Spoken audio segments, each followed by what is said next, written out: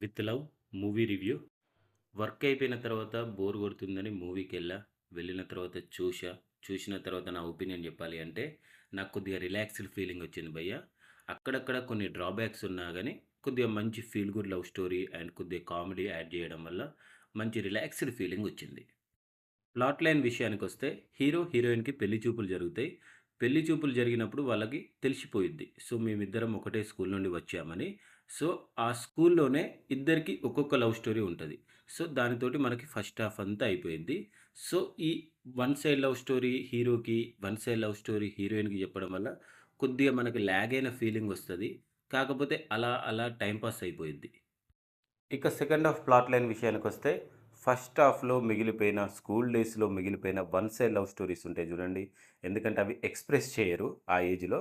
So, వాటిని ఇప్పుడు కనుక్కొని ఎక్స్‌ప్రెస్ జేయడమే ఈ సినిమా ప్లాట్ అన్నమాట.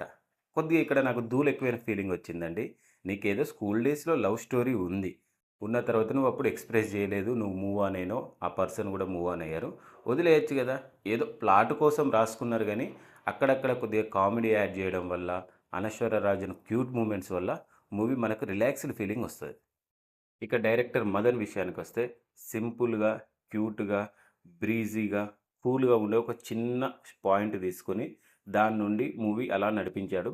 సో, మనకి మాక్సిమం టైమ్ పాస్ అయితది. అక్కడక్కడ బోర్ కొడతది. బట్ క్లైమాక్స్ వచ్చేసరికి కొద్దిగా రిఫ్రెష్ అయిన ఫీలింగ్ వస్తది.